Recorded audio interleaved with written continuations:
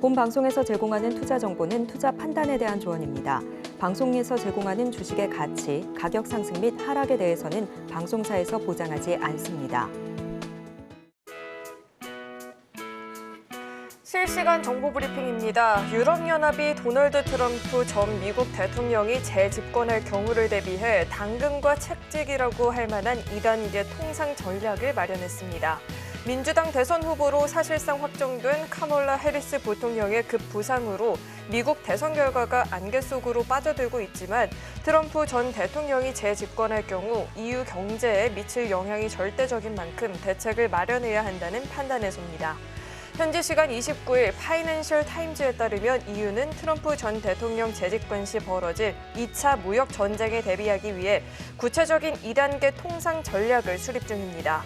앞서 트럼프 전 대통령은 재선할 경우 모든 국가의 수입품에 10% 보편 관세를 부과할 것으로 약속을 했는데요. EU는 해당 조치가 연간 5천억 유로에 달하는 대미 수출의 약 30%에 해당하는 1,500억 유로의 손실을 가져올 것으로 보고 있습니다. ETN이 ETF와 달리 투자자의 외면을 받고 있습니다. ETF는 월 배당을 비롯해 인공지능, 방산 등 다양한 테마 상품들이 인기를 끌며 활발히 거래되고 있지만 ETN은 이달 일평균 거래 대금이 근 2년 반 만에 가장 적습니다. 시장 환경 자체가 ETN에 불리하다라는 견해입니다. ETN은 손실 위험성이 상대적으로 큰 탓에 ETF와 달리 거의 대부분 퇴직연금 상품에 편입되지 못하고 있습니다. ETN은 특정 지수를 추종하는 인덱스 펀드를 거래소에 상장한 뒤 거래하는 ETF보다 안전성이 떨어진다는 평가를 받고 있습니다. 올 2분기 실적이 속속 발표되고 있는 가운데 기업들이 임직원의 성과급 지급을 위해 자사주를 처분하는 사례가 늘어 주주 불안감도 커지고 있습니다. 자사주 매입으로 주가가 오를 것으로 예상해 주식을 매수했지만 기업이 이를 다시 시장에 내놓게 되면 주가도 하락세가 예상되기 때문입니다. 30일 한국거래소에 따르면 현대모비스는 지난 25일 임직원들의 경영 성과급을 지급하기 위해 866억 원어치의 자사주를 처분한다고 공시했습니다. 앞서 13일에는 세방전지가 성과급 지급을 위해 13억 원어치의 자사주를, 1일에는 네이버가 402억 원어치의 자사주를 처분하겠다라고 공시한 바가 있습니다. 올해 자사주를 처분한 기업들 10곳 중 7곳은 자사주 처분 이후 주가가 하락세를 보였죠. 일각에서는 밸류업 정책의 일환으로 3분기부터 자사주 보유 목적이나 처리 계획을 구체적으로 공시하도록 하는 정책을 시행하겠다고 예고한 데 대한 대응이란 지적도 나오고 있는데요. 이처럼 자사주 처분 공시가 나온 뒤에 주가 흐름을 주목을 해보셔야 될 것 같습니다.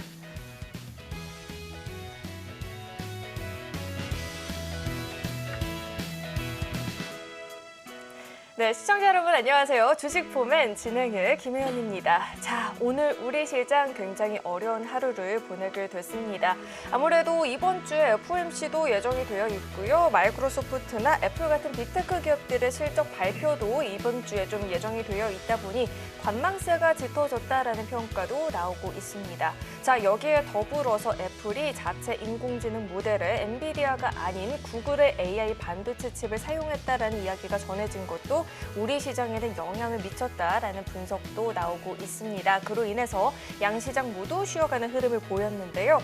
자, 특히나 이번 FOMC에서는 또 9월 금리 인하에 대해서 구체적인 이야기가 나올 수도 있겠다라는 전망도 나오고 있는 상황이니만큼 대응 전략 궁금하다 하시는 분들 많이 계실 것 같습니다. 오늘도 저희 방송과 끝까지 함께 하시면서 시장 전략들 챙겨가 보시면 좋을 것 같습니다. 자, 그렇다면 주식포맨 지금 시작합니다.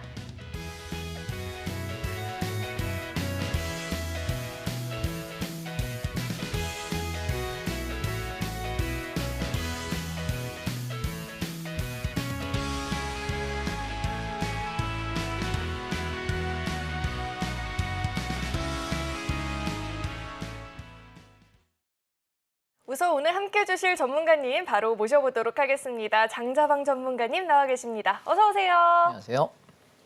전문가님, 시장이 정말 올랐다 내렸다 올랐다 내렸다 자꾸 반복을 하다 보니 대응도 어렵고 전략을 세우기도 어려운데 우선 우리 전문가님께서는 시장을 좀 어떻게 진단하고 계실까요? 이제 시장이 상승을 일단락하고 내려가려고 준비하는 과정입니다. 따라서 반등을 한번 했다가 빠질 거냐, 그래서 반등을 한다면 한 2, 3주 정도 반등했다가 그게 마지막 상승이 아닐까라는 생각인 거고 막바로 빠질 거냐 둘 중에 하나의 결정을 해야 될 것 같은데 아마 8월 첫 주에 그 결정이 날 것 같아요. 그래서 지금 저는 혹시 만약에 빠지는 방향으로 결정이 난다면 시장에 위협적인 하락이 나올 거라고 생각이 들어서 일단 가지고 있는 종목들을 오늘 거의 다 정리했어요. 그래서 80% 이상 현금화 시켜버리고 인버스를 좀 일부 좀 잡아놓고 시장을 지켜보자라는 생각이고요. 시장이 제가 좀 이따 차트를 보면서 설명드리겠지만 아마 작년 여름하고 꽤 닮은 꼴이 될 것 같거든요. 그래서 작년 여름의 차트를 가지고 좀 설명을 드리려고 해서 두 가지 시나리오를 짜 드릴 테니까 만약 상승이 먼저 갈 때 내가 공략할 종목들 보시고 하락으로 움직인다 그러면 인버스를 적극적으로 내가 비중 40, 50%까지 배팅해서 하락에 적극적인 이익을 낼 수 있는 것 이렇게 두 가지 전략 짰으면 좋겠고요. 지금 시장은 우리가 1월 달부터 계속 7월까지는 오를 거야라고 얘기해도 7월 중하순부터는 이제 조심해야 되니까 최대한 현금화 시켜놓고 추가 상승할 거냐 하락할 거냐 확인하고 들어가자라고 말씀을 드리고 있고요. 그래서 오늘 제가 제약바이오주 삼성바이오로직스 같은 경우 93만 원에 전부 다 팔았고요. 그리고 녹십자 그다음에 셀트리온 제약까지 전부 다 팔으라고 좀 더 갈 자리 남아 있음에도 불구하고 시장의 상황이 여의치 않아서 다 정리시켰거든요. 그래서 지금은 사실 누구도 예측하기는 어려운 구조 같습니다. 그런데 한 가지 분명한 것은 9월에서 10월 정도까지 바라보신다고 하면 시장은 많이 빠질 거예요. 그때까지는 많이 빠질 거라 지금 당장 8월 달은 모르겠어요. 왔다 갔다 하든 바로 떨어질지 모르겠는데 우리가 9월, 10월까지 바라보면 시장의 조정이 나올 건 거의 분명하다. 90% 이상의 확률로 조정받는다라고 생각하시면 될 것 같고요. 그래서 지금 시장이 반등이 나오면 이제는 다른 걸 사기보다는 반등을 이용해서 인버스를 좀 싸게 사는 전략이 좀 더 주요하지 않을까라고 말씀드리고요. 그리고 주식하시는 분들 공격적인 매수를 하시려면 제가 오늘 커뮤니티 방에도 올려놨는데 지금부터 2, 3개월은 주식 매수를 멈추라고 멈추시라고. 왜냐하면 단타로 접근하는 시각에서야 괜찮습니다. 샀다가 5% 먹고 나오고 10% 먹고 나오는 건 괜찮은데 내가 좀 편안하게 들고 가기에는 지금은 아니라는 얘기를 결단코 말씀드리겠습니다. 왜냐하면 증권방송 TV 여러분 지금 우리나라에 경제 TV가 여러 개 있잖아요. 다 돌아다녀봐도 장 여기까지 오른다고 얘기하고 이제부터 빠질 거라고 얘기하는 사람이 저밖에 없어요. 제가 시황을 모니터링 하거든요. 저 혼자 지금 얘기하고 있어요. 근데 재밌었던 건 작년 8월 달, 9월 달에 장 빠진다고 얘기했던 게 7월부터 예고했던 게 저였거든요. 근데 10월 말까지 급락했어요. 그래서 이번에도 적중하나 한번 보십시다. 그래서 웃긴 건 시황이라는 건 나중에 일어날 일에 대해서 미리 예고하고 대응할 수 있게끔 해주는 것이 시황이지 지나고 나서 야 거봐봐 현금화 시켜. 박살나고 다 불려있는데 뭐 현금화는 뭔 놈의 현금화입니까? 그죠? 그래서 지금 아직 조금 반등 여력이 있을 때 현금화 시킬 걸 시켜라라고 이야기 드려서 오늘 제가 좀 시간을 빠르게 좀 진행하면서 각 섹터별로 왜 그런지에 대해서 하나씩 점검해 드릴 테니까 여러분 눈으로 한번 확인해 보세요. 시장이 무너졌는지 안 무너졌는지. 그래서 아직 남아있는 여력이 있는 종목들이 한 2개 있거든요. 그 섹터가 움직이면 시장을 반등할 거고 걔도 무너지면 그대로 하락을 보셔야 될 위치가 아닌가라고 생각을 해서 오늘 설명을 좀 상세하게 드려보겠습니다. 자, 우리 시장이 반등을 보인 후에 하락을 보일지 아니면 바로 밀려날지는 모르겠지만 그래도 하락을 염두한 전략을 좀 세워볼 필요가 있을 것 같은데요.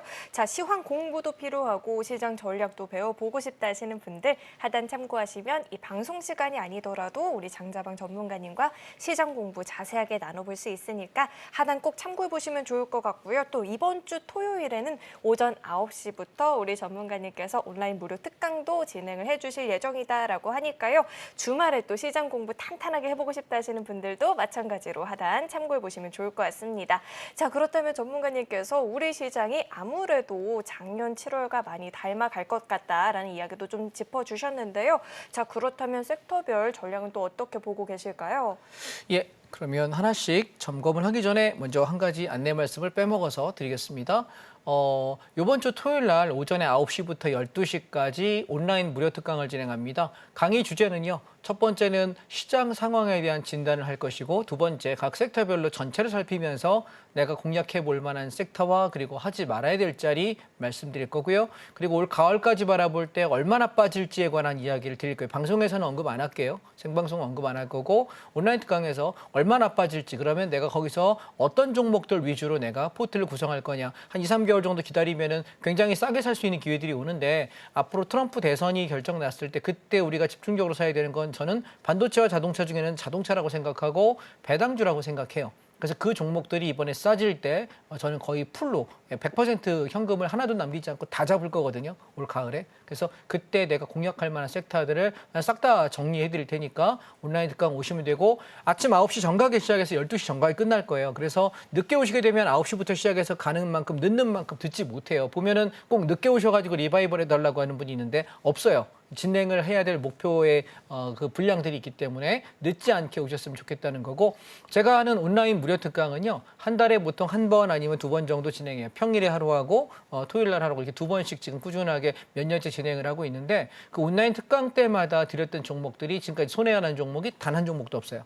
한 종목도 없고요. 물려있는 종목도 없어요. 그 얘기는 뭐냐면 가장 저가에서 살만한 자리 외에서만 저는 매수를 이야기 드렸고 제가 매달 진행하면서 마땅히 살 게 없을 때는 별 얘기 안 드렸거든요. 근데 우리 이를테면 삼성바이오직스 같은 경우 지난달에 제가 이야기 드릴 때 75만 원에서 72만 원 구간 매수 얘기했는데 93만 원 치고 넘기면서 오늘 다 팔았어요. 꽤 수익이 많이 났죠. 그게 생각해 보시면 73만 원, 75만 원짜리를 내가 사가지고 와 수익률이 그 비싼 걸 어떻게 사라고 생각할 수 있겠지만 걔도 90만 원 넘어가면은 30% 40%의 수익이 나잖아요. 그죠? 비싼 거래도. 그래서 우리가 중요한 건 안전한 종목까지 거래하면 좋겠다는 거고 GS건설 노래 불렀는데 수익 되게 많이 났죠. 그런 종목들 위주로만 거래하시면 어떨까라는 생각이고요.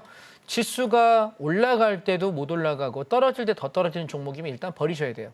이해되셨나요? 지수가 올라간 지수에 연동되지 못하는 종목이라면 일단 버리셔야 돼요. 걔는 시장에서 소외되고 있는 종목이기 때문에 그리고 왜냐하면 지수가 바닥권에서는 상관없는데 지금 지수가 꽤 많이 올라왔거든요. 올라온 상태에서 추가 상승할 때 반응을 않는 종목이라고 한다면 내가 섹터를 잘못 선정했다는 걸 기억을 좀 하셨으면 좋겠다 말씀드리겠습니다. 자 그러면 화면 한번 보시겠습니다. 자, 7월 17일 날 제가 여러분들께 시장이 하락할 가능성에 관한 말씀을 드리면서 여기 코덱스 건설부터 GS건설, 현대건설, 아시아시멘트, 대우건설을 반을 팔아라 이야기 드렸고요. 그러면서 조정장에 들어가는 것 같다. 그러면서 뭐예요? 주도주가 몽땅 추세가 무너졌다라고 이야기 드렸습니다. 차익 실현의 현금 한 푼도 그냥 가지고 계시라고 이야기하면서 그날 밤에 제가 야간 선물이 얼마가 깨지면은 무너지냐 그러냐 395가 깨지면 무너진다 그랬는데 91.80 깨지고 있어서 그대로 밀어붙이라고 이야기를 드렸습니다. 어디까지? 선물 380에서 81까지. 근데 장이 어떻게 움직였냐면 그대로 박살납니다. 그래서 제가 그 다음 날에 어떤 얘기 드렸냐면 여기 요 종목들을 정리하세요 했는데 3월 18일이거든요. 재밌는 거는 이때가 제일 고점이었어요. 반도체 제일 고점에 잘 팔았고요. 그다음에 보시면 GS건설도 마찬가지죠. 17일 날에 절반 정산 얘기했고 여기 18일 날에 전량 정산. 여기도 17일 날에 절반 정산, 18일 날에 오전에 9시 10분에 다 팔았어요. 그랬더니 거의 최고점에 잘 팔았죠. 근데 여러분 기억해 보실 게 GS건설은 보시면 우리가 여기서 바닥에서 한번 사고 털고 눌림목의 재매수 여기서 매집하라고 누누이 얘기해서 거의 한 달 가까이 매집 기회를 드렸어요. 되게 천천히 갔거든요. 15,000원 밑에 사라 이야기를 했으니까. 근데 얘가 18,000원대까지 올라가는데 굉장히 빠른 속도로 올라갔고 지금도 연일 시장은 나쁜데 계속 고가를 경신해요. 근데 재밌는 건 이때 저는 GS건설만 계속 얘기 드렸거든요. 딴 거 얘기 안 하고. 근데 현대건설이 빌빌거렸죠. 그래서 제가 여기 있다가 뭐 살 거 없을까요? 우리 앵커님 얘기하셔서 그러면 아무것도 할 거 없으면 여기 현대건설에도 사세요라고 얘기했는데 사고 나서 이틀 만에 들어올리기 시작해가지고 시세가 왕창 나서 반 팔고 나머지 다 빨아버리고 무너졌습니다.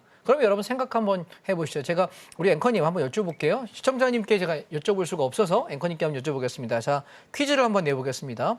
앵커님, 지금 GS건설이 여기서부터 바닥에서 이렇게 해서 눌렀어요. 그리고 눌림목에 매수해서 쌍바닥을 매수했어요. 시세가 많이 났죠? 자, 두 번째, 얘는 현대건설 바닥에서부터 쭉 올라왔다가 내려올 때 쌍바닥에 매수한 거 똑같아요. 그리고 올라갔어요. 자, 그러면 지금 보면 앞전 고점이 GS건설은 여기예요. 그리고 여기 현대건설을 보시게 되면은 여기예요. 자, 그러면 지금 앵커님 한번 보세요. 둘 중에 앞전 고점을 돌파한 놈은 GS건설인가요? 현대건설인가요? 앞전 고점을 돌파한 건 GS건설. GS건설이요. 그리고 자 보세요. 차익 실현을 똑같은 날 7월 17일하고 18일 날 팔았어요. 절반 팔고 다 팔았어요. 여기도 절반 팔고 다 팔았어요. 자, 다 똑같이 같은 날짜에 팔았는데 무너질 때 왕창 무너지는 거는 현대건설인가요? GS건설인가요? 왕창 무너진 건 이쪽에 있는. 현대건설이죠. 네. 자, 그럼 다시 여쭤볼게요. 만약에 다 이번에 조정이 와요. 그래서 GS건설, 현대건설 조정이 왔어. 그러면 앵커님은 지금 GS건설을 더 사고 싶어요? 현대건설을 더 사고 싶어요?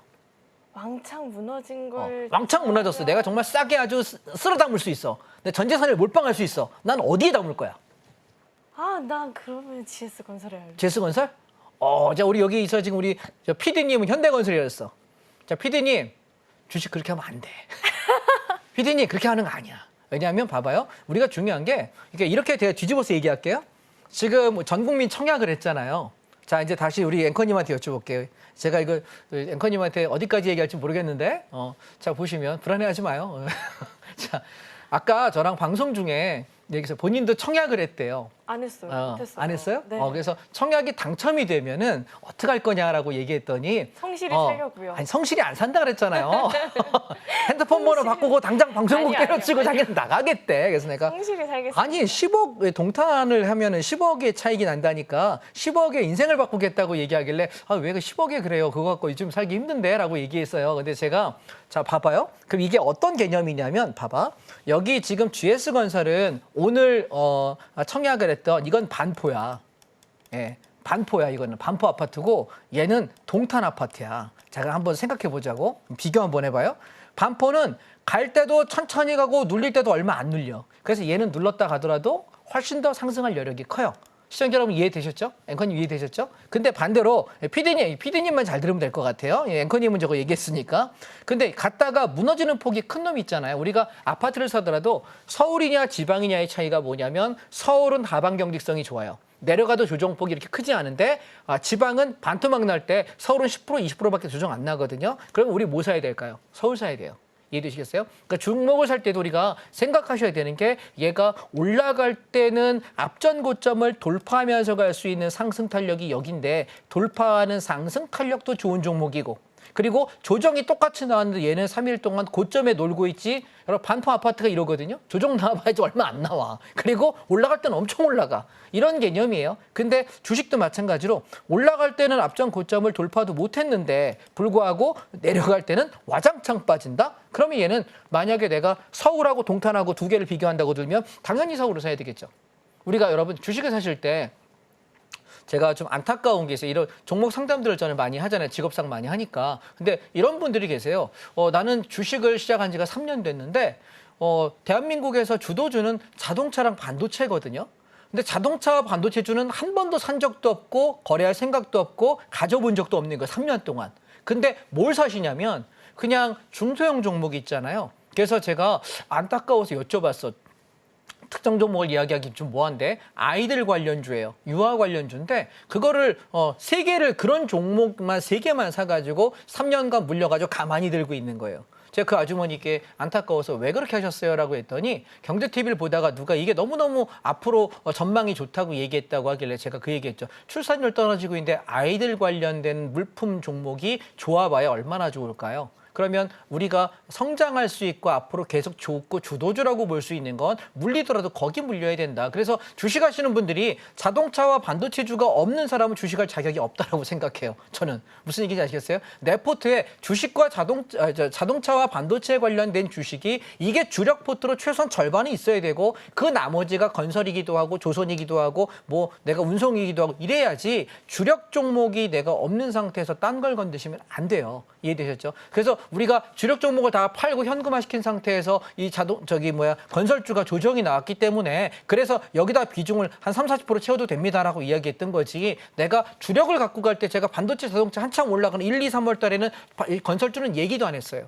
왜냐하면 주력 종목 끌고 올라가야 될 거 아닙니까? 자동차 올라가고 반도체 올라가고 이거에다 비중 싣고 가야지 엄한 데 살 필요 없고 시간 낭비할 필요 없고 돈 낭비할 필요가 없어요. 여러분 이해되시겠습니까? 그래서 제가 여쭤볼 때 이렇게 한번 여쭤볼게요. 만약 여러분이 오늘 우리가 전 국민 청약을 했습니다. 그죠? 거의 뭐 300만 명씩 그 배팅을 했더라고요. 동탄 경쟁률 보니까 299만 명 했던데 그럼 전 국민 중에 이게 청약하는 걸 아는 사람과 해당하는 사람과 뭔가 할 마음이 있는 사람은 다 했다는 얘기예요. 그러면 그 많은 분들이 했을 때 만약 똑같은 조건에 같은 날짜에 반포 아파트하고 동탄하고 있었으면 여러분 어디 하실 것 같아요? 100% 반포하지 않을까요?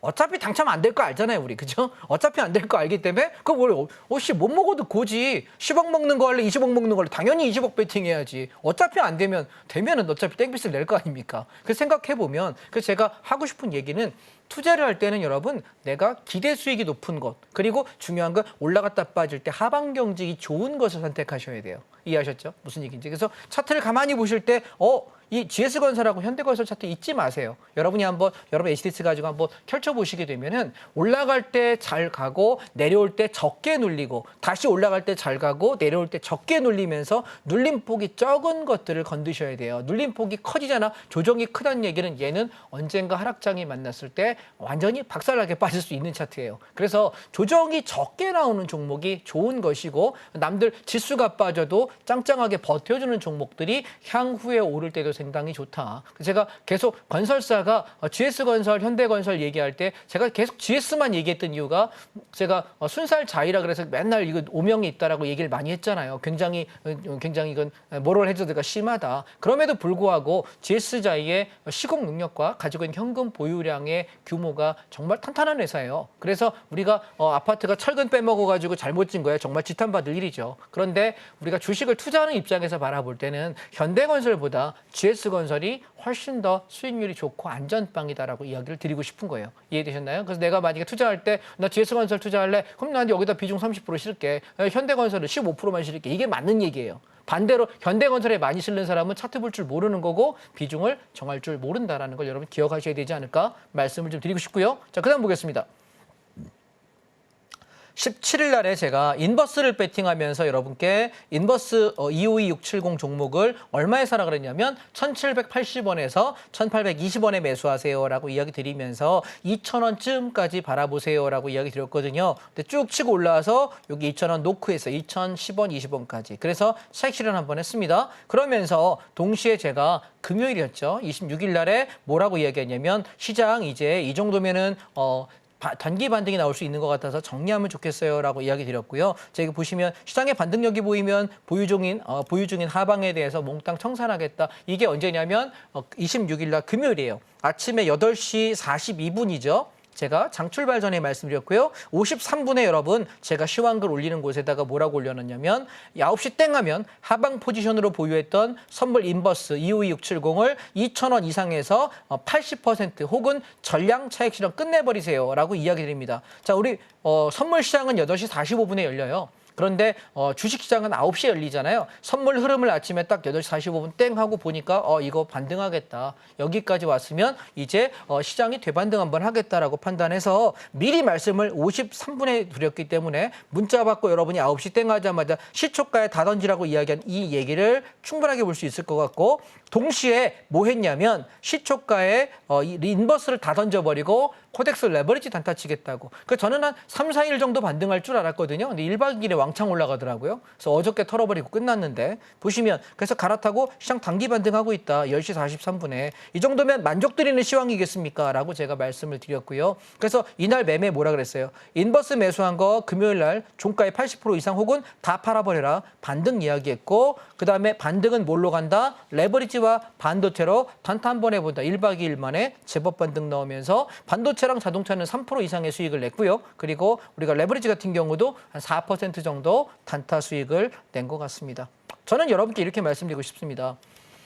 주식만 하시는 분 입장에서는 시장이 오른다 내린다에 대한 이 시황을 이렇게 민감하게 보기가 쉽지 않아요. 근데 저는 선물 옵션을 주력으로 해요. 선물 옵션이 뭐냐면 주가가 올라가면은 선물의 매수를 혹은 콜 옵션을 대응하고요. 주가가 빠질 때는 풋 옵션과 선물 매도 대응을 합니다. 따라서 지수가 종합주가 지수가 오르고 내리는 것에 굉장히 민감하게 보는 사람이다 보니까 여기 출연하셔서 주식만 말씀하시는 분들은 시장에 대해서 큰 그림을 이야기할 뿐이 디테일하게 보기는 쉽지가 않습니다. 주식만 하는 분 입장은 항상 희망회로가 돌아가요. 시장은 긍정적으로 봐야 돼. 근데 문제는 선물 옵션 하는 사람 입장에서는 시세를 굉장히 냉정하게 봐요. 상승 아니면 하락 보면 되기 때문에 저는 굳이 상승만 얘기해야 될 이유가 없거든요. 그래서 제가 시황을 드릴 때 조정을 이야기할 때 며칠 지나지 않아서 조정이 꽤 많이 나왔다는 사실들을 한번 떠올려 보신다면 이거 한번 배워볼 만하지 않을까? 한번 해볼 만하지 않을까 하는 마음으로 바라보셨으면 좋겠다라는 생각이 들고요. 그래서 제가 여러분께 LCS를 통해 가지고 이제 하나씩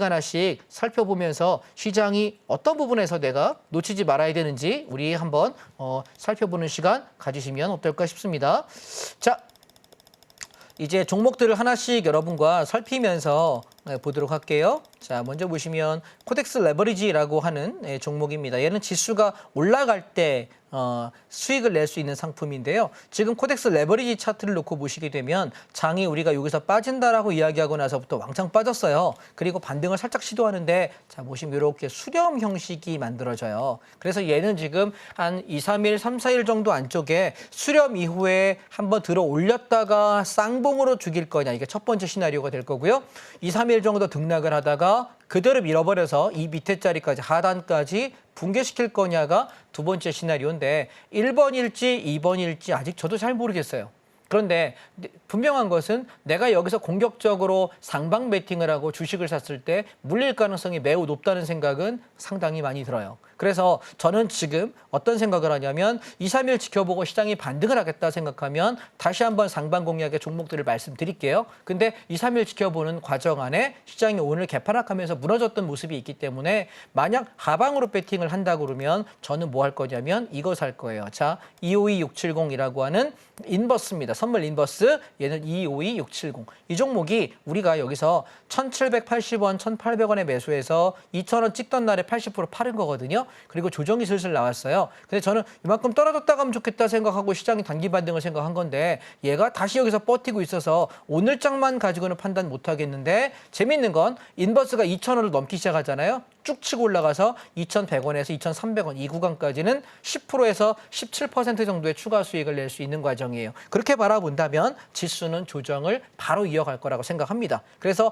아마 2, 3거래일 정도가 중요하지 않을까라고 생각합니다. 오늘이 지금 화요일이잖아요. 수목금 이번 주 안에 8월로 넘어가니까 내일이 마지막 날이고 그다음 날 8월로 넘어가니까 요 3거래일 쪽에 시장이 반등으로 갈 거냐 그리고 하락으로 갈 거냐 되게 중요하지 않을까라고 말씀드리고요. 그래서 여러분 시황이 궁금하신 분들은 문자로 들어오시면 되겠고 요 밑에 보시면 이렇게 들어올 수 있잖아요. 들어오시게 되면 제가 시황 글들을 매일 올려드리고 상방 보자 하방 보자 혹은 뭐 사자 뭐 팔아라 이야기를 따로 제가 할 때마다 의견을 함께 공유하고 있으니까 참고가 많이 되시지 않을까라고 생각을 합니다. 그리고 코스닥 시장을 한번 바라보시게 되면 지금 반등을 할랑 말랑 그래요. 보시면 코스닥 150 레버리지고 인버스예요. 그러면 지금 코스닥 시장이 단기 반등을 한다고 본다면 지수가 무너지기 전에 마지막이 아닐까라는 생각을 하는데 제가 여러분들께 작년에 7월 달, 8월 달의 모습을 보자고 말씀드렸잖아요. 자, 코덱스 레버리지 차트인데 종합주가지수랑 똑같으니까 같이 한번 보실게요. 자, 보시면 작년에 여름을 보시면 제가 여름까지 상승할 거예요라고 얘기를 되게 많이 했어요. 그래서 7월 달쯤에서 올라올 때 이렇게 상승을 하고 그리고 나서 8월에 접어들면서 이렇게 무너졌어요. 지금 저는 생각하는 게 얘랑 그림이 되게 닮지 않았을까? 라고 생각하는 거예요. 그래서 얘가 이렇게 왕창 빠졌다가 반등 한번 했다가 제가 여러분들께 9월 요 날이에요. 아마 이 날짜가 며칠이냐면 제가 날짜를 한번 체크할게요. 요 날이 9월 18일 날이요. 9월 18일, 19일 날 인버스에다가 비중 50에서 70% 혹은 100% 몰빵 차트 좋다라고 방송에서 되게 큰 소리 쳤거든요. 근데 어땠냐면 이후에 10월 말까지 거의 2달 동안 급락을 해버려요. 모든 종목이 전 종목이 다 죽었어요. 근데 이때 인버스가 수익률이 23%에서 26% 수익 났거든요. 주식 다 죽을 때 인버스로 수익을 냈어요. 그래서 지금 저는 어떤 그림을 생각하냐면 두 가지 시나리오를 한번 그려볼게요. 지금 지수가 이번에 빠졌다가 오늘 만약에 반등을 시도하는 모습이 된다면 이렇게 뚝 떨어졌다가 이렇게 등락을 하면서 한 2, 3주 정도 8월 둘째 주 정도까지 슬슬 반등을 하는 그림을 생각해야 될 거고 8월 둘째 주 이후에 셋째 주부터 시장이 빠지면서 9월, 10월까지 이렇게 내려가는 이 그림을 한번 그리시는 게 어떨까라는 게 첫 번째 시나리오입니다. 이해되셨나요? 첫 번째 시나리오. 그다음에 두 번째 시나리오는 뭐냐면 지금 지수가 빠졌다 올랐다 하지만 얘는 단기 한번 올랐다가 빼고 하면서 약 3, 4주의 시간을 끌어요. 8월 한 달 동안. 그리고 8월 말쯤부터 빠지기 시작해서 9월, 10월까지 급락파가 올 수 있는 가능성. 이 두 가지를 여러분 염두에 두시면 될 것 같고요. 근데 만약 여기서 반등을 이렇게 시도하는 것처럼 보여지는데 여기요. 이 반등이 실패한다면 저는 다이렉트로 하락할 수 있는 가능성 2번 시나리오 그려보려고 해요. 그래서 마음의 생각은 이런 반등의 시간이 2, 3주 있지 않을까라고 생각을 해요. 근데 저는 만약에 얘가 뭔가 우리가 모르는 돌발 악재로 인해서 미국 시장이 무너지는 모습이 보인다면은 다이렉트 하락도 가능하지 않을까. 그래서 오늘 사실 종목들을 다 팔아버렸거든요. 그래서 섹터를 전체를 한번 훑어보면서 여러분하고 점검을 한번 해보겠습니다. 첫 번째 보시죠. 자, 얘는 미국 배당 다우존스라고 하는 ETF이거든요. 여러분이 이번 주 토요일 날에 오시게 되면 제가 이 종목들은 여기 방송에서 설명을 드릴게요. 근데 얼마에 살지는 온라인 특강에 오시면 말씀드리겠습니다. 왜냐하면 시간이 없어요. 지금 방송 시간 이제 17분밖에 안 남아서 다 설명하려면 생방송 진행을 못하기 때문에 종목만 알려드릴게요. 첫 번째는 뭐냐면 이번에 조정을 통해서 봄에 살 것은 미국 배당 다우존스라고 하는 ETF이고요. 자, 월봉을 보시게 되면은 얘는 2023년도에 만들어졌는데 8,500원대 하단 만들고서 들어 올려서 11,000원대예요. 미국장 그렇게 많이 올랐음에도 불구하고 바닥에서 30%, 35%밖에 안 올랐어요. 그런데 이 종목의 가장 큰 장점이 뭐냐면 여러분 배당 종목 요즘 좋아하시잖아요. 매달 배당 줘요. 보실까요? 여기 배당. 그래서 50 이후에 연세가 50 이후에 주식하시는 분들이 이런 거에다 비중을 최소 30%는 두고 있어야 돼요. 이해하셨나요? 잘못되더라도 내가 내 자금의 30에서 50%는 배당금을 통해서 다른 배당이 아니라요. 성장성 있는 얘는 내려가도 얼마 안 내려가요. 그러니까 손해가 날 가능성이 굉장히 희박해요.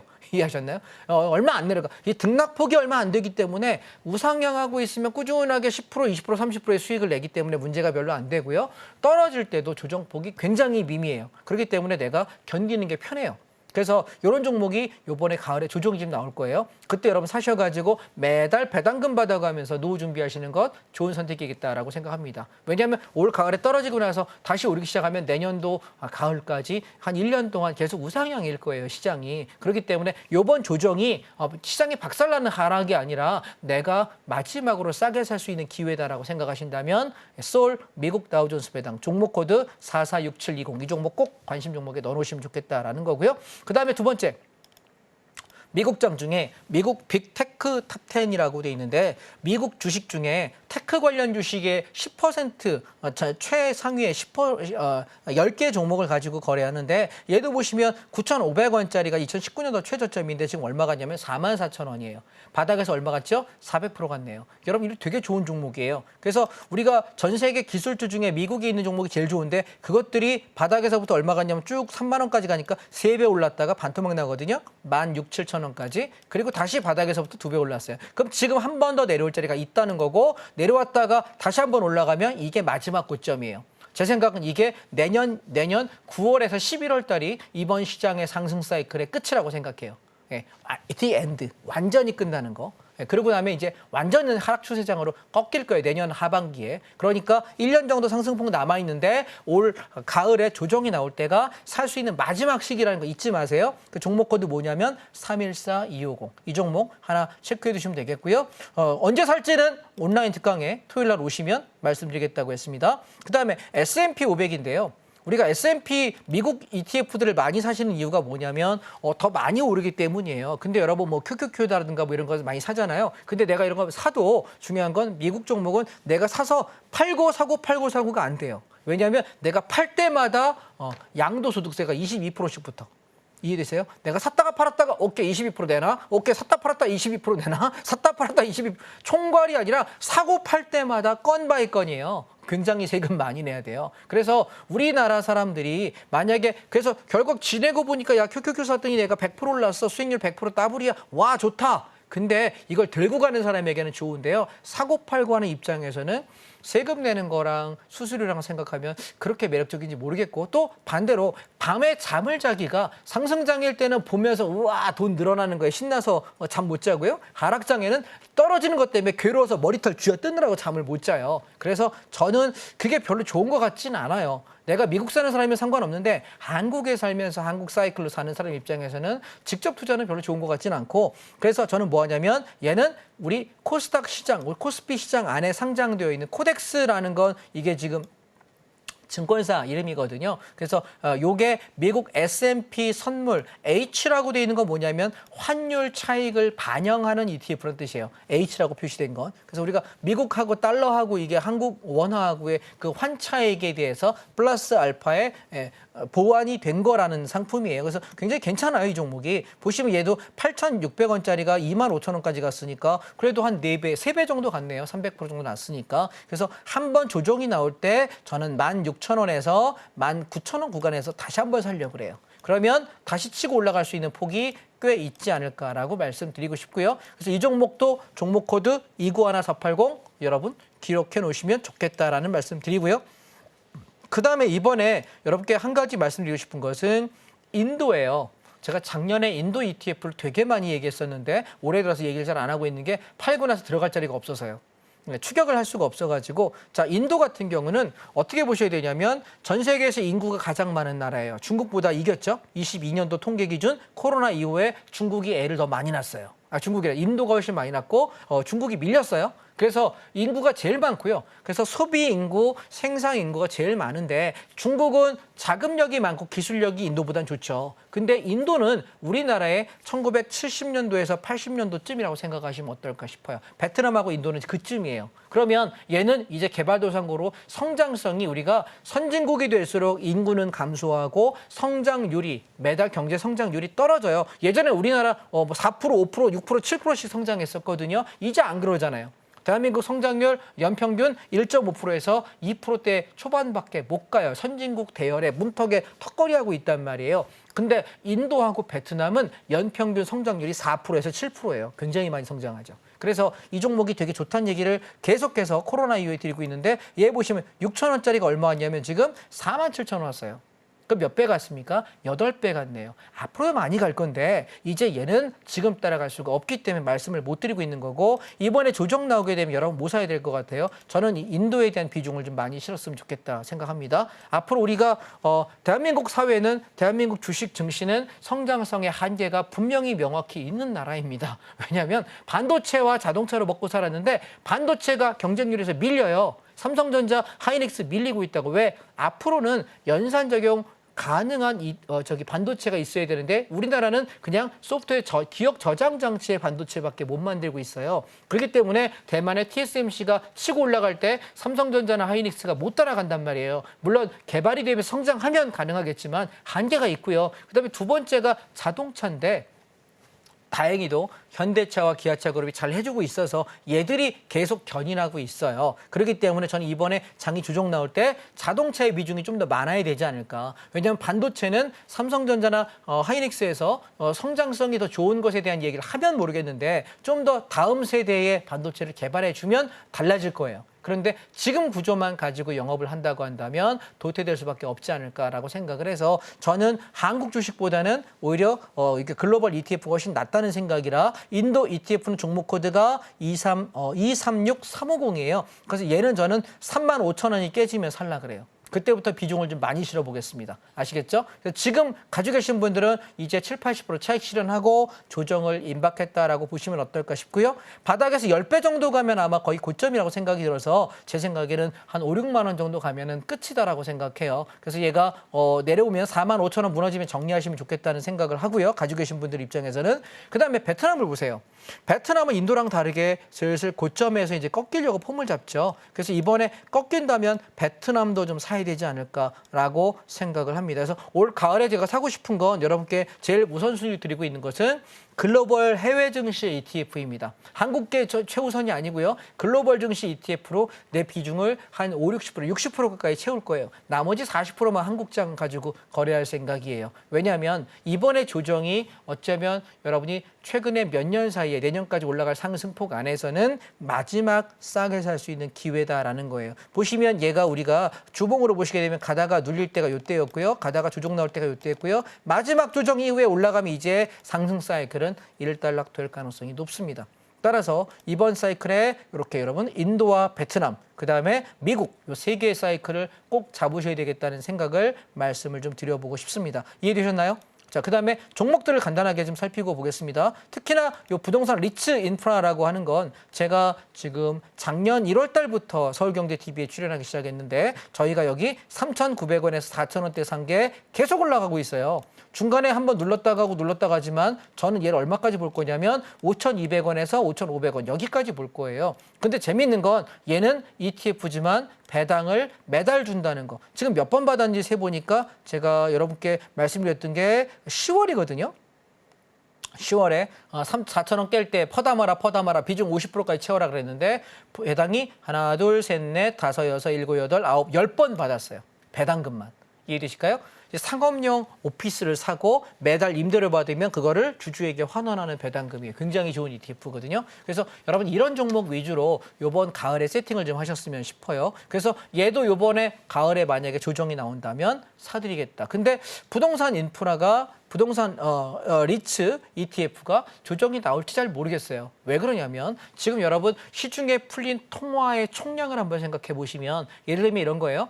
우리가 30년 전에 강남의 아파트는 1억 정도면 샀대요. 1억에서 한 1억 5천이면 샀다고 해요. 근데 지금 반포 아파트가 50억을 넘겼다는 기사가 떠요. 40억 이상 다 하거든요. 전부 다. 그러면 30년 만에 아파트 가격이 보통 한 40배에서 50배가 올랐다는 얘기가 굉장히 많이 올랐죠. 가만히 생각해 보시면 화폐 가치의 상승이 아니라 화폐 가치가 하락하니까 물건값이 올랐다라고 인식하지만 중요한 건 옛날에는 통화량, 총통화, 시장에 풀려있는 자금이 돌아다니는 통화량이 만약에 10이었다면 지금은 그 통화량이 30이에요.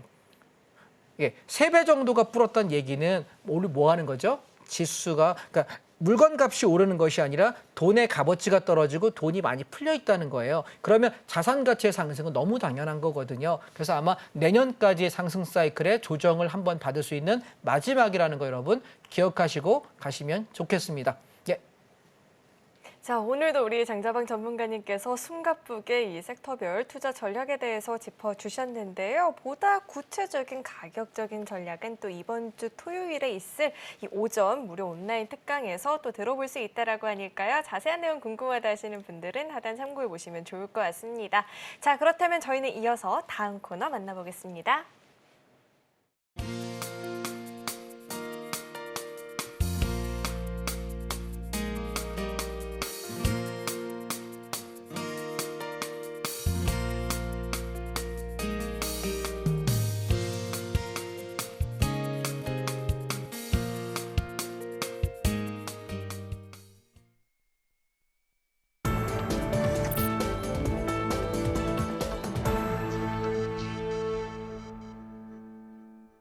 자, 이어서는요, 우리 장자방 전문가님의 매매 비결에 대해서 자세하게 이야기 들어보는 시간입니다. 자, 전문가님께서 말씀해 주신 것처럼 주식시장이 언제나 오를 수는 없다 보니까 상방도 염두를 해야 되지만 하방 역시나 염두를 해봐야 될 것 같거든요. 자, 우리 전문가님께서는 어떤 또 매매 비결을 갖고 계실까요?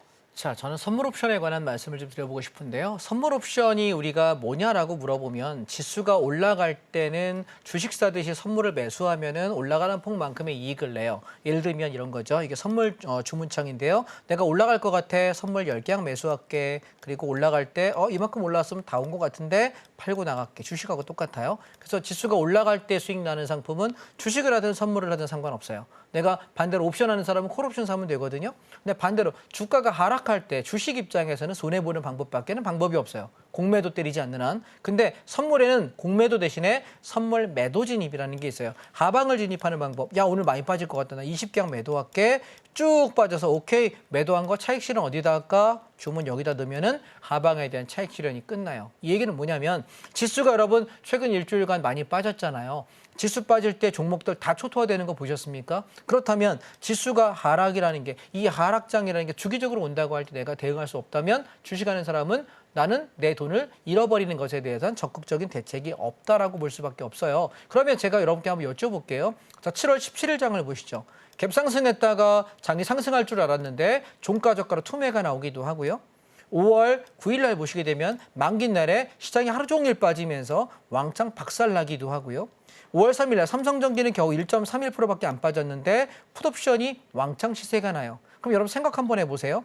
내가 주식 물린 게 있을 때 손절 못하는 이유는 뭐냐면 내가 물린 종목에 손해난 것을 커버할 수 있는 종목이 없기 때문인데 우리는 주식에서는 A 종목으로 손실 났으면 B, B가 안 되면 C 이렇게 대안 종목이 나와야 되는데 하락장에서는 대안 종목 나오기가 어려워요. 그런데 선물 옵션은 어떻게 하냐면 지수가 올라갈 때 뭐 한다고 선물 매수해서 올라가는 폭만큼의 이익을 내면 돼요. 또한 콜 옵션을 매수해서 올라가는 폭만큼의 이익을 내면 돼요. 그런데 지수가 빠지기 시작하면 주식처럼 손해가 낼 가능성이 높죠. 근데 얘 때는 뭐 하냐면 선물을 매도 대응을 해서 이 내려가는 폭만큼의 이익을 낼 수 있고요. 동시에 풋옵션을 사게 되면 바닥에서 이날 얼마 났냐면 2000%가 났어요. 20배예요. 그러면 내가 바닥 잡아서 고점까지 20배를 먹을 수는 없더라도 저도 견디기 힘들거든요. 그렇게 못 잡아요. 그런데 내가 중간에 들어가서 나와도 아니 50% 벌고 나오든 100% 벌고 나오든 200% 벌든 충분히 가능하지 않을까요? 예를 들면 내가 주식 갖고 1억 원 가지고 매수해서 10% 마이너스 나면 1000만 원 손해예요. 근데 내가 선물 옵션을 1억 원 가지고 다 베팅하는 건 되게 위험하죠. 왜냐하면 그 흔들림을 견디기가 어렵거든요. 내가 만약에 1억 원 갖고 주식했는데 1000만 원이 마이너스 났어. 그럼 나 뭐 하면 됩니까? 1000만 원어치만 손절해가지고 그 1000만 원으로 풋옵션을 한번 사보세요. 그럼 얘가 2배가 수익 나면 얼마가 되냐면 1000만 원의 이득이 나겠죠.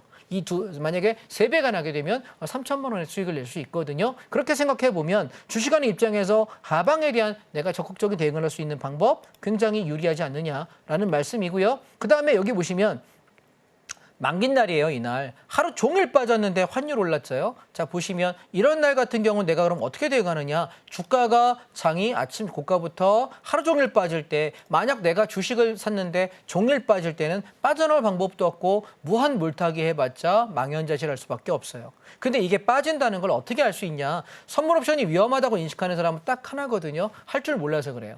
기준점만 알면 돼요. 콜옵션의 기준점이 3.19인데 요 3.19라고 하는 요 가격이 붕괴되면 콜이 무너지면 장은 빠진다. 이 논리만 정확히 알게 되면 나는 뭐 사면 될까요? 반대편 풋옵션 사면 돼요.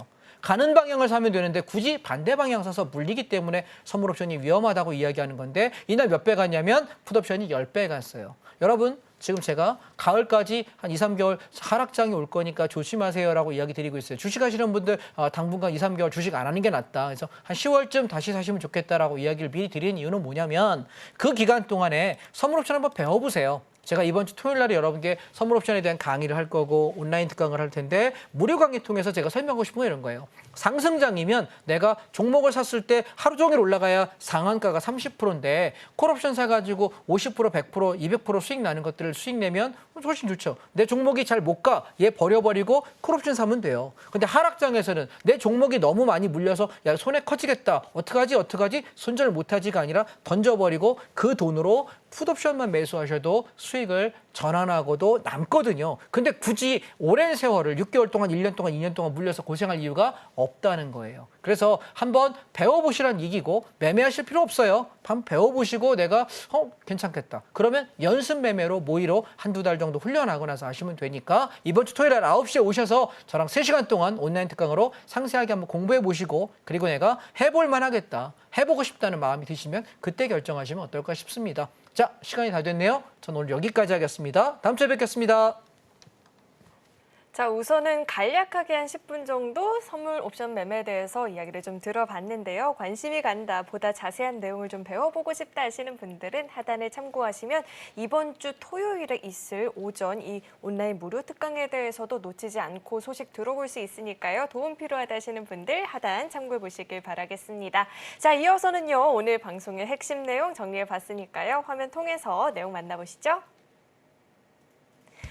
네, 오늘의 핵심 내용 살펴보도록 하겠습니다. 우선 시장의 방향성에 대해서도 이야기를 한번 자세하게 들어봤고요. 건설주를 포함한 주요 섹터별 점검도 진행을 해봤습니다. 자, 마지막으로 하락장에서도 돈을 벌 수 있는 방법 중에 하나인 선물 옵션 매매에 대해서도 들어봤는데요. 더 자세한 내용이 궁금하다 하시는 분들은 토요일 오전 9시 강의도 놓치지 마시고 꼭 들어보시길 바라겠습니다. 네, 오늘 저희가 준비한 소식은 여기까지이고요. 오늘도 저희 방송 알차게 채워주신 우리 장자방 전문가님과는 여기서 인사 나누도록 하겠습니다. 오늘 말씀 고맙습니다. 참고로 금일본 방송에서 제공했던 정보들은 투자 판단을 위한 조언이지 해당 주식의 가치나 수익률 보장하지 않습니다. 또 서울경제TV는 자본시장 통합법을 준수하고 있습니다. 1:1 투자 상담이나 유사 수신 행위 등 모든 불법 사항을 엄중히 금지하고 있고요. 아울러 서울경제TV와 서울경제신문은 당사의 브랜드입니다. 최근 당사를 사칭한 피해가 늘어나고 있으니까요. 이 점도 각별히 유의해 보시길 바라겠습니다. 네, 오늘 저희가 준비한 소식은 여기까지이고요. 오늘도 저희 방송 끝까지 함께해 주신 여러분 고맙습니다.